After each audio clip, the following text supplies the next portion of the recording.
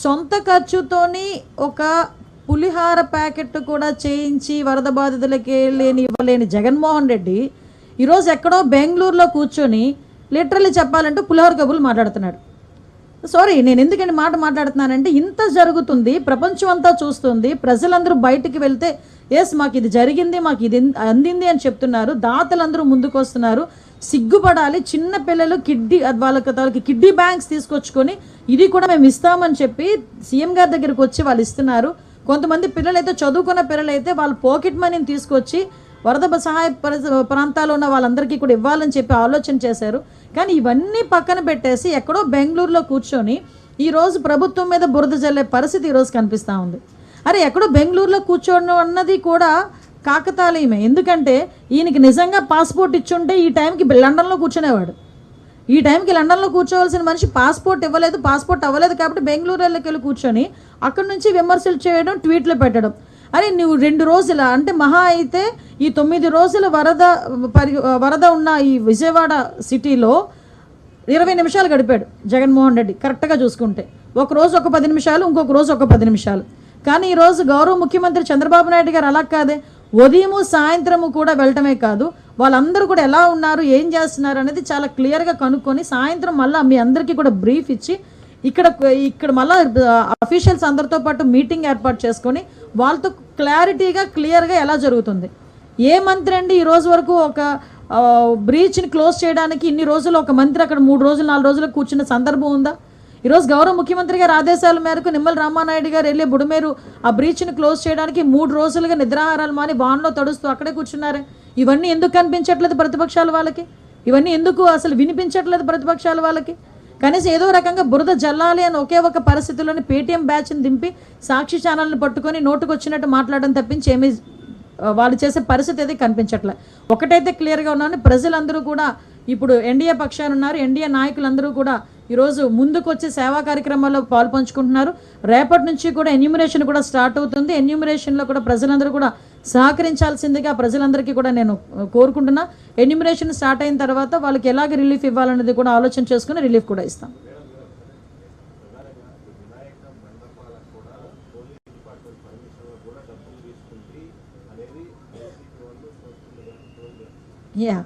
అసలు యాక్చువల్గా అదే ఒకసారి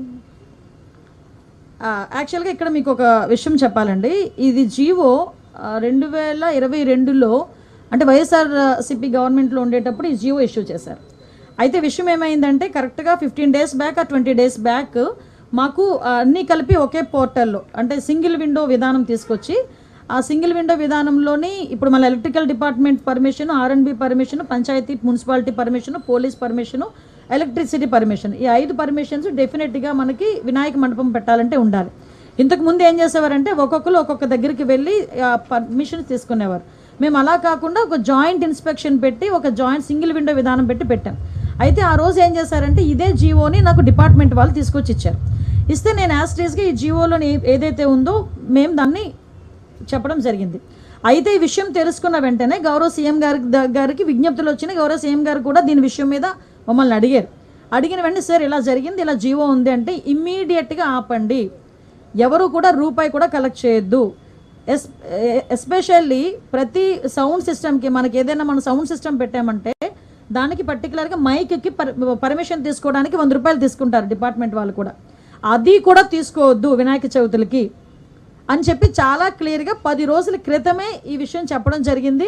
ఎవ్వరూ ఎక్కడ కూడా ఎటువంటి ఫీజెస్ కూడా కలెక్ట్ చేయట్లేదు, ఎటువంటి చలనాలు కూడా కలెక్ట్ చేయట్లేదు. ఏదైతే వినాయక చవితి అదేవిధంగా దుర్గా నవరాత్రి ఉత్సవాలు మన రాష్ట్రంలోనే కాదు మన దేశంలో చాలా ప్రెస్టేజియస్గా చాలా భక్తి శ్రద్ధలతో చేసే భక్తులు ఎవరైతే ఉన్నారో వాళ్ళెవరూ కూడా ఇబ్బంది పడకూడదనే 10 రోజుల క్రితమే గౌరవ సీఎం గారు అందరికీ కూడా ఇన్స్ట్రక్షన్స్ ఇవ్వడం జరిగింది. ఈ రోజుకి కూడా కనీసం మైక్ పర్మిషన్కి కూడా మేము ఎవరం కూడా డబ్బులు తీసుకోవట్లేదు. వరద బాధితులకి సహాయ చర్యలు ఎంత ముమ్మరంగా సాగుతున్నాయో గత 8 రోజుల నుంచి కూడా ఇక్కడున్న అందరూ కూడా చూస్తూనే ఉన్నారు. ఎస్పెషల్లీ ఇక్కడున్న పత్రికా విలేకరుల దగ్గర నుంచి సామాన్య ప్రజల దగ్గర నుంచి ప్రపంచవ్యాప్తంగా ఉన్న తెలుగు వాళ్ళందరూ కూడా ఇవన్నీ కూడా మనం గమనిస్తూనే ఉన్నారు.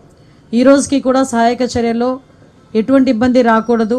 వర్షాలు పడుతున్నా కూడా ఎక్కడైతే వరద ముంపు ప్రాంతాల్లో ఉన్నారో ప్రజలు వాళ్ళందరికీ కూడా సహాయక చర్యలు అందాలి అనే ఒకే ఒక ఉద్దేశంతో గౌరవ చంద్రబాబు నాయుడు గారు సీఎం గారు ప్రత్యేకంగా అంటే ఇక్కడే బస్సులోని ఇన్ని రోజుల నుంచి గత 8 days నుంచి కూడా బస్సులోనే తన అడ్మినిస్ట్రేషన్ కొనసాగిస్తూ ప్రతిరోజు కూడా ఉదయము సాయంత్రం కూడా ఎక్కడైతే మన ముంపు ప్రాంతాలు ఉన్నాయో ఆ ముంపు ప్రాంతాలన్నిటికీ కూడా స్వయంగా తనే వెళ్ళి పర్యవేక్షించి సాయంత్రం అయ్యేసరికి మళ్ళీ అఫీషియల్స్ అందరితోనే కూడా కూర్చొని రివ్యూ చేసి ఎక్కడెక్కడ ప్రాబ్లమ్స్ ఉన్నాయో అవన్నీ కూడా అఫీషియల్స్కి అదేవిధంగా పొలిటికల్ లీడర్స్కి అందరికీ చెప్పి నెక్స్ట్ డేకి ఆ ప్రాబ్లం రాకుండా చూసుకునే బాధ్యత పర్టికులర్గా గౌరవ సీఎం గారు చంద్రబాబు నాయుడు గారే తీసుకోవటం అన్నది నిజంగా ఒక రకంగా చెప్పాలంటే ఒక గుడ్ సైన్. ఏ ముఖ్యమంత్రి కూడా ప్రపంచంలోని చాలామంది రాజకీయ నాయకులను చూసాము, చాలామంది ముఖ్యమంత్రులను చూసాము, దేశంలోని కాకుండా మన రాష్ట్రంలో కూడా చాలామంది ముఖ్యమంత్రిని చూస్తున్నాం. కానీ ఏ ముఖ్యమంత్రి కూడా వరద ప్రాంతాల్లోని ఉదయం సాయంత్రం కూడా పర్యటించి సుమారుగా 9 రోజుల పాటు బస్సులోనే ఉండి అడ్మినిస్ట్రేషన్ చేసిన పరిస్థితి కూడా కనిపించలేదు. అట్ ద సేమ్ టైం ఒక అడ్మినిస్ట్రేషన్ వేలోనే కాకుండా ఒక హ్యుమానిటీ వేలోని కూడా ఆలోచన చేసుకొని ఇప్పటికీ కూడా కొన్ని చోట్ల వరద ముంపు ప్రాంతాల్లోని వరద తగ్గినప్పటికీ కూడా కొన్ని ప్రాంతాల్లో వరద ముంపు ప్రాంతాల్లో ఉన్నారు, ఇంకా వాటర్ కొన్ని చోట్ల నిల్వ ఉంది, అటువంటి ఏరియాల వాళ్ళకి మనం ఏం చేయాలనే ఉద్దేశంతో కంపల్సరీగా ప్రతి ఒక్కరికి కూడా 3 పూట్ల భోజనం పంపించాలి. బ్రేక్ఫాస్ట్ దగ్గర నుంచి వాటర్ దగ్గర నుంచి బ్రెడ్ పాలు బిస్కెట్స్ అన్నీ కూడా పంపించాలి అని ఒకే ఒక ఉద్దేశంతో ఈరోజు మార్నింగ్కి కూడా సుమారుగా 3,05,966 బ్రేక్ఫాస్ట్ ప్యాకెట్స్ పంపించడం జరిగింది. వాటితో పాటు ఈరోజు మార్నింగ్ వాటర్ ప్యాకెట్స్ దగ్గర నుంచి 1,56,100 వాటర్ బాటిల్స్, అదేవిధంగా మిల్క్ కూడా 1,84,376, అదేవిధంగా బిస్కెట్స్ 1,50,000 బిస్కెట్స్ ప్యాకెట్స్ కూడా అక్కడ ఎక్కడైతే నీడ్ ఉందో ఆ నీడ్ ఉన్న ప్రాంతాలన్నిటికీ కూడా పంపించడం జరిగింది. అట్ ద సేమ్ టైం ఎవరైనా భోజనం కావాలి అని చెప్పినా కూడా ఇమ్మీడియట్గా అక్కడ కూడా వాళ్ళకి ఇచ్చే పరిస్థితి కూడా మనకు ఉంటుంది.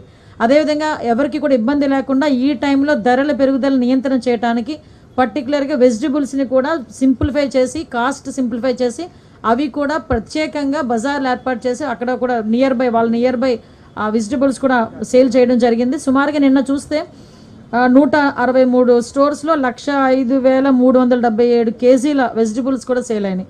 ఆల్రెడీ ఈ రోజు ఇంచుమించుగా ఒక 64 ప్లేసెస్లో కూడా ఈ వెజిటబుల్ సేల్ కూడా జరుగుతుంది. అదేవిధంగా మీ అందరికీ తెలుసు ఎక్కడైనా వాటర్ ట్యాంక్స్ ఎక్కడ కూడా వాటర్ ఇబ్బంది లేకుండా 236 ట్యాంకర్స్ తిరుగుతున్నాయి. సుమారుగా ఈ రోజుకి ఇప్పటికీ 177 ట్రిప్లు వేసినాయి ఇవి. అదేవిధంగా నిన్న అయితే సుమారుగా 2,090 ట్రిప్లు కూడా వేయడం కూడా గమనించాం. అదేవిధంగా ఇప్పటి వరకు కూడా వాటర్ కనెక్షన్స్ సుమారుగా ఎక్కడైతే ఇబ్బంది పడ్డ ప్రాంతాల్లో 77,550 వాటర్ కనెక్షన్స్ ఉంటే రీస్టోర్ చేసింది 65,353 ఆల్రెడీ రీస్టోర్ చేశారు. ఇంకా బ్యాలెన్స్ 12,197 ఉంది. అది కూడా ఈరోజు రీస్టోర్ చేయడానికి అన్ని ప్రయత్నాలు కదా అన్ని కూడా రీస్టోర్ చేయడానికి వాళ్ళు సిద్ధపడి వెళ్ళారు. అదేవిధంగా ఈ రోజు వరకు ఇప్పుడు ఎవరికైతే రేషన్ ఇవ్వాలో ఆ రేషన్ కూడా ఆల్రెడీ నిన్న మొన్న 6th నుంచి 8th వరకు ఈ రోజు వరకు ఈ 3 రోజులు చూసుకుంటే 64,766 మందికి హౌస్ హోల్డ్స్కి రేషన్ కూడా పంపిణీ చేయడం కూడా జరిగింది. ఇంకా క్లీనింగ్ విషయంలో కొంత అనుమానం వచ్చింది. స్టార్టింగ్ డే సార్ చెప్పినప్పుడు ఇళ్లను కూడా మనం క్లీన్ చేయాలి, వాళ్ళు క్లీన్ చేసుకోలేరు, వాటర్ కూడా వాళ్ళకి ప్రాబ్లంగా ఉందంటే ఇళ్లలోకి వెళ్ళి క్లీన్ చేయడం అవుతుందా, రోడ్స్ క్లీన్ చేయడం అన్నది పర్వాలేదు ఫైర్ డిపార్ట్మెంట్ వాళ్ళు చేయగలరు అనుకున్నాను. కానీ నిజంగా మహానుభావులు ఎలాంటి ఆలోచన వచ్చిందో తెలియదు. కానీ ఇప్పటికీ సుమారుగా 20,742 హౌసెస్ని క్లీన్ చేయడం జరిగింది. యావరేజ్ని పర్ డే 10,000 హౌసెస్ని క్లీన్ చేయడానికి కూడా ఈ రోజుకి కూడా సిద్ధపడి ఉండే పరిస్థితి ఈరోజు కూడా కనిపిస్తూ ఉంది. వీటితో పాటు మీరు చూసారు ఎక్కడైతే వాటర్ అంతా వెళ్ళిపోయిందో ఆ వాటర్ లేని చోట కూడా మనకి ఫైర్ డిపార్ట్మెంట్ వాళ్ళ చేత ట్యాంకర్స్ తెప్పించుకొని పైప్ లైన్స్తో మొత్తం అంతా క్లీన్ చేయటం, డ్రోన్స్ని ఉపయోగించి క్లోరినేషన్ చేయటం, డ్రోన్స్ని ఫుడ్ ప్యాకెట్స్కి సప్లై చేయడానికి పంపించడం ఒక ఎత్తు అయితే అదేవిధంగా డ్రోన్స్ పెట్టి క్లోరినేషన్ కూడా చేసే ప్రక్రియ కూడా ఆల్రెడీ చాలా చోట్ల మొదలైంది. కానీ కొన్ని చోట్ల దురదృష్టం ఏంటంటే కొంతమందికి కళ్ళు ఉంటాయి కానీ చూడలేరు, చెవులు ఉంటాయి కానీ వినలేరు. అలాంటి వాళ్ళందరికీ క్లారిటీ ఇవ్వడానికి నేను పర్టికులర్గా ఈ లెక్కలన్నీ మళ్ళీ మీతో చెప్పడం జరుగుతుంది. సుమారుగా 42 డ్రోన్స్ తిరుగుతున్నాయి. అందులో దగ్గర 1,23,751 ఫుడ్ ప్యాకెట్స్ డ్రోన్స్ ద్వారా ఎక్కడైతే వాటర్లోని ఉండిపోయారో వాళ్ళందరికీ కూడా తీసుకెళ్లే పరిస్థితి కూడా కనిపిస్తూ ఉంది. అంటే ఓవరాల్గా ఎందుకు ఇవన్నీ చెప్తున్నానంటే ఒక ముఖ్యమంత్రి ఏదైనా వరద వచ్చింది లేకపోతే సైక్లోన్ వచ్చింది అటువంటి సమయంలో ఒక రోజు ఉంటారు, ఏరియల్ సర్వే చేసుకుంటారు, పర్యవేక్షించుకుంటారు, ఎవరైనా వెళ్ళిపోతారు. కానీ చంద్రబాబు నాయుడు గారు సీఎంగా ఆయనకున్న బాధ్యత ఒక ఎత్తు అయితే ఎవరైతే 5 రోజుల కింద 6 రోజులుగా కూడా నీటిలోనే మగ్గిపోయిన వాళ్ళ ఫ్యామిలీ తాలూకా మెంటల్ స్టేటస్ ఎలా ఉంటుంది అని ఆలోచించే వ్యక్తిగా ఒక హ్యుమానిటీ యాంగిల్ మీద ఆలోచించి వాళ్ళకి అన్ని రకాలుగాను భరోసా కల్పించాలని ఒకే ఒక ఉద్దేశంతో వాళ్ళకి ఫుడ్ దగ్గర నుంచి ఎలక్ట్రిసిటీ దగ్గర నుంచి అవన్నీ కూడా రీస్టోర్ అయినంత వరకు మళ్ళా తిరిగి విజయవాడ ప్రజలందరూ తమ తమ పనుల్లోని నిమగ్నం అయ్యేటంత వరకు కూడా నేను ఇక్కడి నుంచే అడ్మినిస్ట్రేషన్ చేస్తాను అని చెప్పడం ఒక ఎత్తు, పండగలను కూడా పక్కన పెట్టి ఫ్యామిలీని కూడా పక్కన పెట్టి ఈరోజు గత 8-9 రోజులుగా ఆయన ఇక్కడే మనం ఉండటం కూడా మనందరం కూడా గమనించాలి. ఇది గమనిస్తున్న వాళ్ళు ప్రజలందరూ కూడా గమనిస్తున్నారు, మీలాంటి పత్రికా విలేకరులందరూ కూడా సపోర్ట్ చేస్తున్నారు. మీరే కాదు, ఆల్ డిపార్ట్మెంట్, ముఖ్యంగా గవర్నమెంట్ ఎంప్లాయీస్ని కూడా ఈరోజు మనం ప్రశంసించాల్సిన అవసరం ఉంది.